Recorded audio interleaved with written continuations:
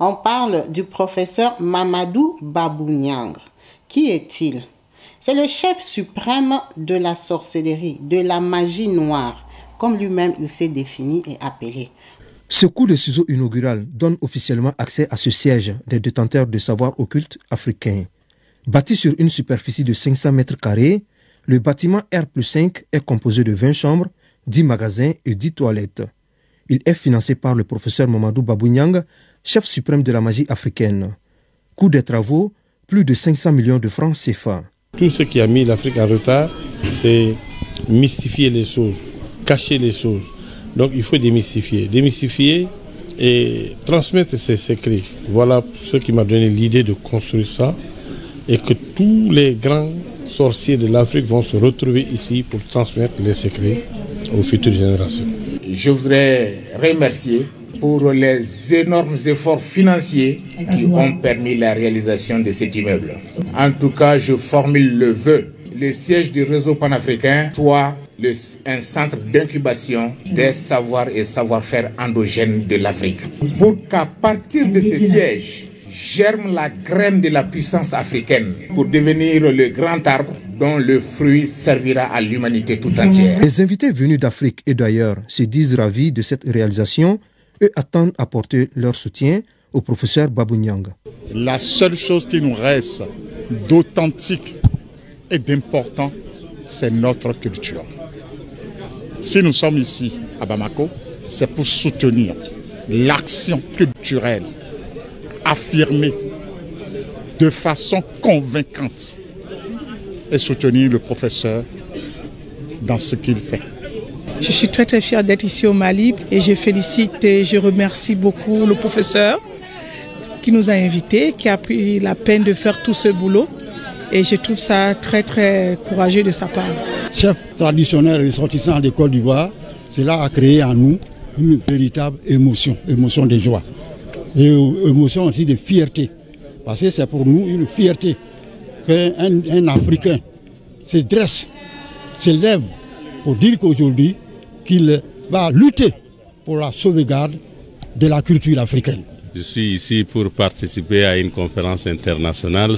J'ai profité de l'occasion pour participer à l'inauguration du bâtiment du réseau panafricain et je suis très ravi. On a fait divers pays pour diverses raisons, mais c'est la première fois que tous ces leaders africains, plus de 70 pays se retrouvent ici au Mali pour ensemble célébrer la tradition africaine, supporter, aider, soutenir le professeur Babou. Voilà, bonjour à tous et bienvenue sur ma chaîne YouTube Kabibi Loba. Avec moi-même, Maman Kabibi. Comme vous savez, ici, on parle de diversité, des faits réels, de tout ce qui se passe autour de nous. On commente dans le respect, on échange, on débat. Comme vous avez pu bien le voir dans ce documentaire, on parle du professeur Mamadou Babou Niang. Qui est-il? C'est le chef suprême de la sorcellerie, de la magie noire, comme lui-même il s'est défini et appelé. Pourquoi? Parce que le professeur, en fait, il a une grande histoire qu'il a abrégée dans son petit discours que je vais vous mettre tout à l'heure, où il dit qu'en fait, il est parti en Inde à pied. Il a marché plus de 900 jours à pied jusqu'en Inde, où il a fait 14 ans dans le secret de la magie indienne. Il a fait 14 ans à apprendre la magie indienne, les 77 secrets de la magie noire. De la magie noire. Ça veut dire que c'est un grand sorcier. C'est vraiment un professeur qui était déjà sorcier à la base et qui lui a décidé de rajouter ses pouvoirs en Inde. Il est puissant. Donc le professeur, quand il a terminé à apprendre sa magie, il a décidé de revenir à Bamako, où il a décidé de construire ce fameux siège qu'on a filmé, que vous voyez, qui est très imposant. C'est un grand bâtiment pour lequel il a dépensé 500 millions de francs CFA. C'est beaucoup d'argent. Il a mis dedans pour que ça soit un lieu de rencontre de tous les sorciers. En fait, l'idée du professeur, c'est qu'on arrête de se cacher, faire les choses dans les bicoques et tout ça. La magie est une connaissance ancestrale africaine. C'est des pouvoirs que lui, il estime qui devraient être transmis dans la voie légale. Donc, il va dans le sens où, s'il y a la théologie, on apprend la chrétienté, on l'étudie, on apprend tout ça. Pourquoi on n'apprend pas la magie, la sorcellerie officiellement? Parce que nous sommes croyants religieux et tout ce que vous voulez, mais il y a des gens qui aiment la sorcellerie, qui aiment la magie. Mais c'est comme si on ne leur a pas donné le choix de choisir de faire la magie, de faire la sorcellerie. On préfère les laisser. Chacun va se débrouiller dans son coin. Il apprend mal, il apprend à moitié. Après, ils font des dégâts. Donc, le professeur, vous entendez bien qu'il est déjà professeur. Hein? C'est quelqu'un qui a un certain niveau intellectuel. Il a décidé d'officialiser ça, qu'au moins les choses soient claires. Tu vas apprendre la magie, tu vas apprendre la sorcellerie, tu pars t'inscrire là-bas. Tu pars au siège. Ils vont faire des classes où ils vont apprendre officiellement la sorcellerie aux gens. Ils vont transmettre le pouvoir. Comme vous l'avez bien entendu dire dans son discours, que je vais vous mettre tout à l'heure, vous ne l'avez pas encore entendu en fait. Il transmet tous ses pouvoirs à son fils de 43 ans. Je vais arrêter de parler en l'air. Je vais vous mettre son deuxième discours que vous allez suivre après. On va débattre, on va commenter. Je déclare solennellement aujourd'hui ici devant tous les rois en tant que chef suprême de la sorcellerie africaine, père de tous les sorciers africains, que la guerre est finie au Mali. Dire à mes propres enfants qui sont dans la salle, mon aîné il est là, il a ses 43 ans. Il est dans cette salle, de faire tout pour suivre les traces de son père. J'ai fait un très grand chemin. J'ai marché à pied de Bamako jusqu'à Bombay. J'ai fait 1 an, 9 mois, 17 jours de marche pour arriver en Inde, aller jusqu'à Handan, m'inscrire à l'Institut des 77 secrets de la magie noire, où j'ai passé 14 ans. Et ça fait 40 ans que je suis dans ce métier. Il n'y a pas un seul pays ici que le professeur Babou n'a pas visité et il n'a pas été honoré dans ces pays. Il est temps maintenant que vous, les rois, que vous me rendez ma monnaie. J'ai tout fait pour vos pays, venez faire tout maintenant pour le monde. Je déclare solennellement aujourd'hui ici devant tous les rois en tant que chef suprême de la sorcellerie africaine, père de tous les sorciers africains, que la guerre est finie au Mali. Comme vous avez pu entendre le professeur s'exprimer, il est clair dans ses propos. Alors, comme ici on débat, on commente, on échange, je ne sais pas ce que vous en pensez. Je ne sais pas comment vous appréhendez la chose. Est-ce que le professeur a raison ou pas? Est-ce qu'il a tort ou pas? Bon, moi je suis de croyance chrétienne, hein, donc je garde ma position. Mais je pense, hein, en tant que personne humaine hein, qui vit sur cette terre, qui est consciente que la magie existe et que la magie africaine aussi existe. Hein. Et étant consciente que ça s'est fait dans le secret, ça se cache. On parle beaucoup des sorcelleries, des familles, d'ailleurs, qui est le sujet principal même des prédications de nos pasteurs africains. La plupart du temps, ils nous prêchent la sorcellerie, ils nous prêchent comment, dans nos familles, les gens s'envolent, les pouvoirs qu'ils ont, ils nous font ceci, ils nous attaquent comme ça, ils nous font comme ça. Donc, le professeur, s'il a décidé d'ouvrir ce siège, ce centre sorcellérique officiel, où on sait que tous les gens qui entrent là-bas, c'est des gens soit qui sont déjà sorciers, soit qui veulent l'être, soit qui veulent des pouvoirs, soit qui veulent monter en poste, en grade dans la sorcellerie. Moi, je ne trouve pas que c'est une mauvaise idée. Je ne trouve pas que c'est une mauvaise idée parce que l'Afrique est reconnue comme continent des sorciers. Le continent des sorciers confirmé par les pasteurs eux-mêmes dans leurs prédications, tous les jours, ils nous démontrent que on vient des familles des sorciers, il y a des sorciers, on doit avoir peur des sorciers, on doit combattre les sorciers. Donc les sorciers existent en Afrique. Mais c'est vraiment dommage qu'on ne sache pas, ces sorciers-là, ils se forment où? Ces sorciers-là deviennent sorciers comment? Ces sorciers-là ont quel niveau, ont quel degré?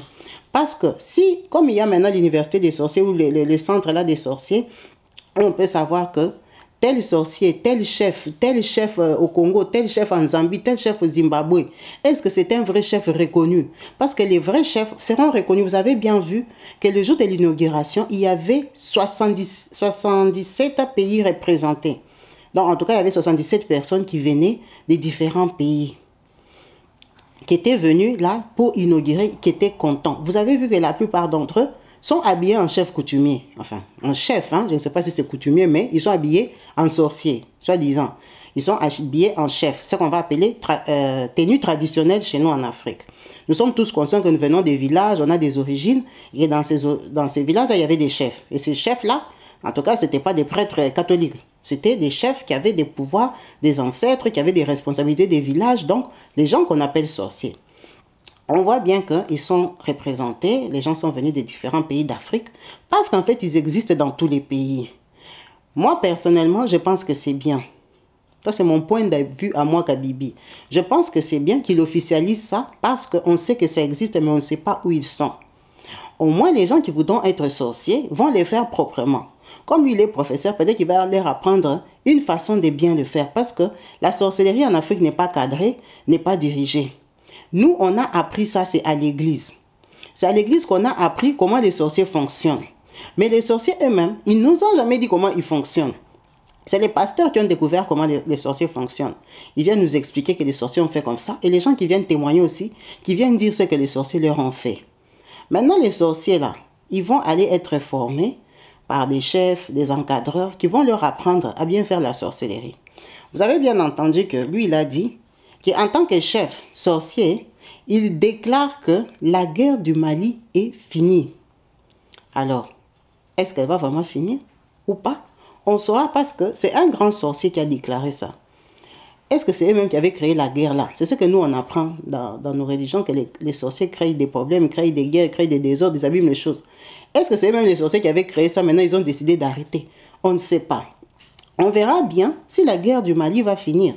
Parce que là, c'est comme s'il a défié son pouvoir. Il a fait une grosse déclaration le jour de l'inauguration. Ce sont des phrases, des mots qui ne vont pas disparaître parce qu'il était filmé par plusieurs télévisions. Et il savait que ça va se propager dans le monde entier. Il s'est affirmé, officialisé, et il va commencer à introniser, ou en tout cas, je ne sais pas comment il va organiser, où il y aura des classes, des chefs des sorciers, des puissances. Lui, il a fait les 77 secrets de la magie noire en Inde. Donc, je pense qu'il est agréé pour donner des brevets, pour donner des diplômes aux autres chefs sorciers qui, peut-être, ils vont se peser dans la sorcellerie. Il va lui dire que toi, le niveau de ta sorcellerie, tu es en première gardienne, tu es en première primaire, tu es en CM2, voilà. Il va les mettre peut-être dans des niveaux. Comme ça, au moins, les choses ne seront pas floues. Que les gens qui veulent aller chez des sorciers, il faut savoir que le sorcier ici que moi je cherche, le chef ici ou l'envoûteur ou le, je ne sais pas quoi, comment on va les appeler. On va les appeler sorciers parce que même ils ont dit c'est l'école des sorcelleries. Donc, ce sorcier ici, il a le niveau des CM1. Il a le niveau des C1. Il est petit sorcier. Celui-ci, il est déjà en 6e. Comme ça, au moins, tu sauras quel sorcier tu peux fréquenter. Il pourra te montrer son brevet. Au moins, c'est officiel. Bon, quelque part aussi, c'est pour, d'après lui, mettre les valeurs africaines en valeur. Parce que les Européens, tout le monde sait qu'il y a la magie noire. Même nous-mêmes aussi, les Africains, on sait qu'il y a la magie noire. Mais officiellement, on ne sait pas la magie noire là, elle est où? Les gens qui sont dans la magie noire là, ils ont eu ça où? Ils ont eu ça comment? La magie noire, c'est quoi? Parce que en Afrique, quand on parle de la magie, ils sont des occultes. Quand on réfléchit bien, ces sciences occultes-là, elles sont étrangères. Elles sont européennes. Bon, à ma connaissance, hein, quand on entend toutes ces maisons-là, aux Rose-Croix, aux francs-maçons, tout ça, est-ce que ce sont des maisons africaines? Non. Ce sont toujours des connaissances européennes. Ce sont des livres, on ne sait pas si ça a été fait où, je ne sais pas, au Japon, ou en Chine, en Inde, ou je ne sais pas quoi. Ce sont des magies extérieures. Bon, maintenant, la magie africaine, c'est quoi? Quand on dit la magie noire, c'est quoi? Il faut nous expliquer. Parce qu'on a grandi en sachant que la magie noire existe. La magie noire, là, c'est quoi? C'est la sorcellerie des s'envoler. C'est les fétiches africains des grands-parents. La magie noire, c'est quoi? Ça vient d'où? Ça vient parce que lui aussi, il a dit qu'il est parti ici étudier 77 secrets de la magie noire. Mais il a étudié ça en Inde. Alors, elle est noire indienne, elle est noire africaine. Le professeur aussi nous a compliqué aussi. Bon, il a bien fait de faire son institut. Il faut qu'il explique les choses. Comme ça, on va nous enseigner ça aussi à l'école. Comme on nous enseigne la chrétienté, que la chrétienté est venue de ça, on va enseigner aussi à nos enfants que vous voyez comme nous sommes là, nous sommes nés en Afrique. En Afrique, il y a aussi ce qu'on appelle la magie noire, la sorcellerie noire. Ce sont peut-être les forces de nos ancêtres et tout. Ça s'est transféré comme ça. Ce sont des forces qui servent à ça. On n'a pas dit de donner la sorcellerie aux enfants. Mais on a besoin qu'on nous éclaire. Parce que comme nous on a grandi comme ça, nous sommes devenus des mamans. Personnellement, tu me demandes la magie noire, c'est quoi? Moi-même aussi, je ne sais pas. Je ne sais pas, ça vient d'où, je ne sais pas c'est quoi. On ne m'a jamais expliqué officiellement. Mais Quand tu es en Europe comme ça, parfois il y a des gens qui pensent que vous, les Africains, vous avez la magie noire. Pendant que toi-même, tu ne sais pas la magie noire, c'est quoi? Quelque part, c'est culturel. Hein? C'est culturel dans le sens que ça fait partie de notre culture, de notre identité. Il y a des gens qui pensent que quand tu es un Africain, tu es un sorcier. Chez vous, vous avez des sorciers. Donc, tes grands-parents, si tu téléphones à ta tante, elle va te donner la sorcellerie. Tu vas faire, je ne sais pas quoi, que tu as des pouvoirs surnaturels. Pendant que toi, tu as grandi avec la Bible. Tu ne connais rien. Toi-même, tu fouilles les sorciers là. Tu ne connais rien.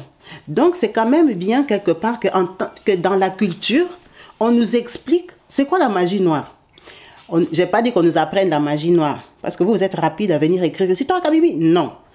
C'est quoi la magie noire? Pourquoi on dit que les Africains ont la magie noire? C'est quoi la différence entre la magie noire, la magie rouge, la magie blanche ou la magie quoi encore qu'il y a? Je ne sais pas combien de magies il y a. Pourquoi nous, on nous a attribué la magie noire? Nous, les Africains, là. Pourquoi on nous a attribué ça? Quand on disait que il y a la magie noire en Afrique, c'est la magie c'est les fétiches ou c'est quoi? C'est la magie de nos grands-pères, c'est les pouvoirs des villages. C'est quoi la magie noire? On ne sait même pas c'est quoi la magie noire. Mais on nous appelle des sorciers. On nous appelle, dans vos pays, il y a la sorcellerie. C'est même quoi? Si on nous apprend la religion, par curiosité, parce qu'après, tout le monde qui a appris la religion, quand il grandit, il ne pratique pas la religion. Mais c'est des connaissances que les gens ont. Ils savent que non, la religion, il y avait Jésus, il y avait comme si, il y avait les Noé, il y avait Moïse et tout ça. Les gens connaissent. Ils apprennent ça à l'école. Ils apprennent ça à l'école. Mais pourquoi on ne nous apprend pas que nous, comme nous sommes là des Noirs comme ça, nos ancêtres, avant que les colons viennent, ils avaient la magie noire qui s'appelait ça.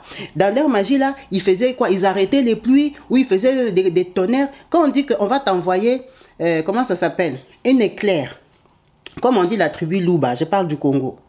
Que quand tu as des problèmes avec un Moulouba, il va t'envoyer une éclair. Vous voyez quand il pleut là, les éclairs là. Lui peut t'envoyer une éclair sans la pluie. Bon, comment lui fait pour t'envoyer l'éclair? Il a tenu ça d'où? Bon, un enfant Moulouba aujourd'hui, qui est né, qui veut envoyer l'éclair à quelqu'un, il va trouver ça où? Il ne sait pas. Vous voyez que, quelque part, ce sont peut-être des valeurs africaines ou des pouvoirs africains que les Africains ne savent pas où trouver. Parce qu'on n'a pas dit que tout le monde est chrétien. C'est faux. Tout le monde n'est pas chrétien, tout le monde n'est pas croyant. Et même dans la Bible, on a dit quoi? On vous a donné le choix de choisir la vérité ou pas. Maintenant, quelqu'un qui n'a pas envie de choisir Dieu, qui n'a pas envie de choisir la vérité, il va trouver la magie noire où? Il ne sait pas où il va trouver ça. En fait, il n'a pas le choix. C'est pour ça que je dis quelque part. Le professeur ici, l'institut qu'il a ouvert, c'est bien. Comme ça, les gens qui n'ont pas envie d'être chrétiens, ils n'ont qu'à s'affirmer, comme ça on se connaît officiellement. Que moi j'ai prié, toi tu ne pries pas. Parce que ce qu'on fait aujourd'hui, c'est de l'hypocrisie. On suppose que tout le monde prie. Tout le monde ne prie pas. Beaucoup de gens ne prient pas. Beaucoup de gens n'aiment pas Dieu. Tout le monde ne prie pas. Mais seulement ils font semblant, ils ne s'affirment pas. Mieux vaut qu'ils aillent s'affirmer. Il faut leur donner le choix. La Bible même a dit qu'il faut donner le choix. Je te donne le choix de me suivre. C'est écrit dans la Bible. Dieu nous a donné le choix, les libres arbitres. Il nous a donné le choix. Maintenant, les gens qui n'ont pas fait le choix de Dieu, là, ils ont fait quel choix? Parce que nous, on ne sait pas quel choix ils ont fait. On ne sait pas comment ils fonctionnent. Ça nous affaiblit. Parce qu'on ne sait pas ce qu'eux, ils font. On ne sait pas, ils s'approvisionnent. On ne sait même pas ce qu'ils pensent. On ne sait même pas comment ils fonctionnent. Les gens qui nous ont expliqué comment eux, ils fonctionnent, ce sont les pasteurs. Parce qu'ils ont eu des visions, des révélations, des choses comme ça. Ils nous ont expliqué. Mais nous-mêmes, on ne peut pas savoir que ton voisin là qui ne prie pas là, qui ne croit en rien là, il est magicien. Bon, sa magie, il l'avait eu où? Tu ne sais pas parce qu'il se cache. Tu n'as pas des preuves vraiment palpables de dire qu'il est magicien, il est sorcier.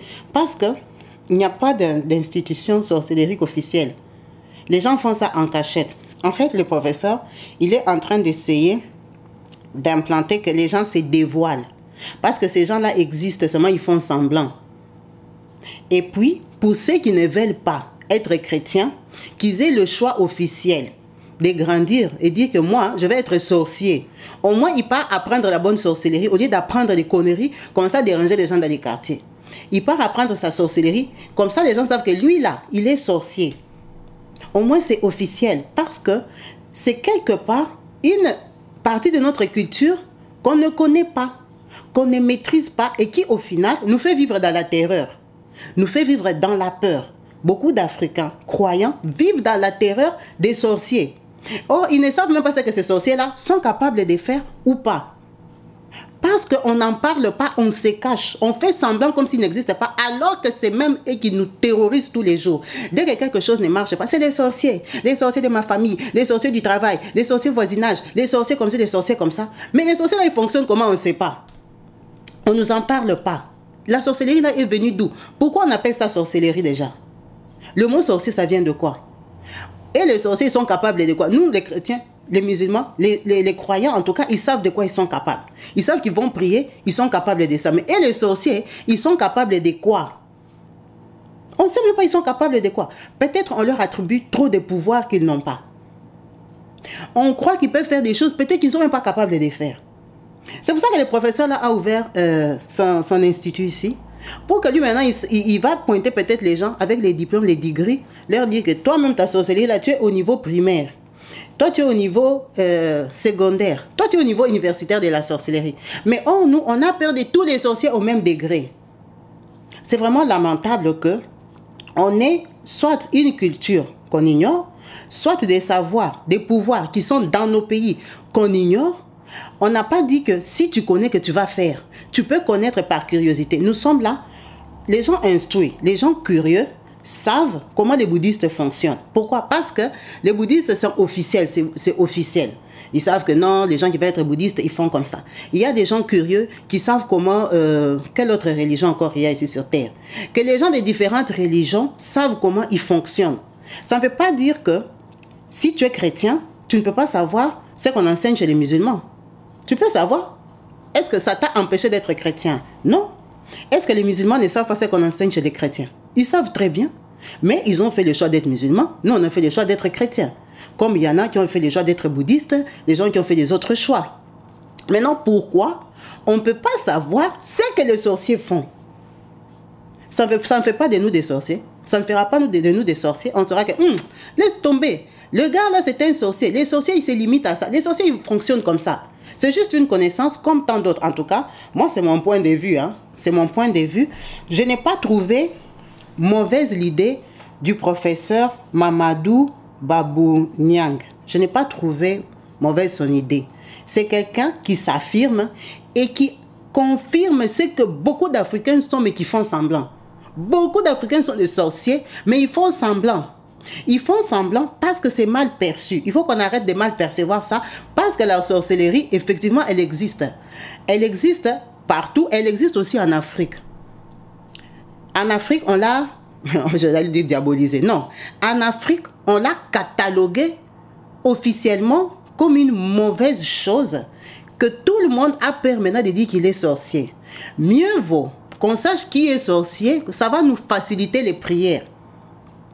Ça va nous faciliter, parce que si tu sais que ton voisin officiellement c'est un sorcier, tu vois que tu n'as plus de problème, tu sais que lui là, il est sorcier. Les sorciers fonctionnent comme ça, donc tu sais comment vivre avec lui. Mais si le voisin est sorcier et il fait semblant d'être chrétien, ça te complique. Parce que tu vis avec un sorcier et tu ne sais pas que c'est un sorcier. Tu ne sais pas. Maintenant, vous avez vu les gens qui sont partis à la cérémonie là. Ce sont des gens qui habitent dans des différents pays. On les a filmés. Les mamans qui parlent là, elles sont peut-être des ministres ou peut-être des femmes, seulement des gens à la maison. Peut-être des femmes d'affaires, peut-être des je ne sais pas quoi. Mais quand elles ont entendu, vous voyez qu'elles ont eu la volonté de se confirmer. Elles ont affirmé, confirmé que ce sont des sorcières. Elles sont parties, elles sont en train de témoigner là-bas au micro. Ah, moi, vraiment, je suis contente, le professeur a fait une bonne idée. Vous voyez que c'est facile maintenant de savoir que la maman là, donc, c'est une sorcière au niveau. Peut-être que là, elle habitait, là, les gens ne savaient même pas qu'elle était sorcière. C'est pour ça que c'est bien qu'on fasse des écoles comme ça. Comme ça, les gens, on va les attraper. Enfin, on ne va pas les attraper parce que c'est notre état d'esprit de penser qu'on les a attrapés. Non. Comme ça, on saura qui est qui. Ça, c'est le point de vue de Maman Kabibi. Je n'ai pas dit de venir me massacrer ici. Moi-même, je suis chrétienne. Je ne vous ai pas dit que j'irai à l'école du professeur Babounia. Non. J'ai dit que le professeur a fait son école et que le professeur a eu une bonne idée. Ça, c'est mon point de vue à moi. Je trouve qu'il a eu une bonne idée de faire ressortir ça parce que, qu'on le veuille ou pas, on vit avec tous les jours de notre vie. On vit avec les sorciers, seulement on ne les connaît pas. Et on ne connaît pas leur puissance et on ne connaît même pas pourquoi eux, ils sont sorciers. On ne sait même pas comment ils sont devenus sorciers. Ils ont eu ça où? Comment nous sommes tous nés. Prenez un exemple. Nous sommes nés dans les mêmes quartiers. Et puis, lui, le voisin, il devient sorcier. Il commence même à envoyer les éclairs aux gens. Il a la capacité de tuer les gens. Comment lui, il a fait pour commencer à tuer les gens? Vous êtes né dans le même hôpital, dans la même rue, dans le même quartier. Lui, il a eu ces pouvoirs-là où? Comment lui, il est devenu sorcier puissant comme ça? Qui lui a donné ça? Ça se donne comment? Parce que si on nous informe de tout ça, ça va nous éviter beaucoup de prières inutiles. On saura que non, un sorcier, pour qu'il te donne la sorcellerie, il fait comme ça, comme ça, comme ça. Un chrétien, pour qu'il te fasse devenir chrétien, il fait comment? Il te prêche la parole, non? Un chrétien, il va te prêcher la parole. Il viendra avec la Bible, il va comme ça te prêcher, il va te prêcher Jésus, il va te prêcher comme ça. C'est comme ça qu'un chrétien va te faire devenir chrétien. Mais un sorcier, pour te faire devenir sorcier, il va faire quoi? On ne sait pas. On ne sait pas. Comment les gens deviennent des sorciers? Il y en a qui disent on te donne de la nourriture. Il y en a qui disent on te donne par relation intime. Les gens racontent n'importe quoi. Qui a raconté ça? Ça veut dire qu'on ne sait pas. Donc on doit nous en parler plus pour qu'on les maîtrise. Pour qu'on les maîtrise. En tout cas, merci à vous tous d'avoir suivi cette vidéo jusqu'à la fin. En espérant lire vos différents commentaires au bas de la vidéo, vos points de vue, de ce que vous pensez de ça. À la prochaine, restez branchés, connectés sur ma chaîne YouTube Kabibi Loba. Peace and love chez vous. Bye.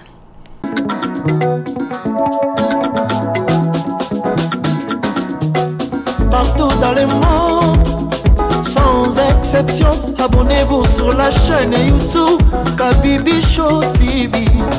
L'information en temps réel, temps réel.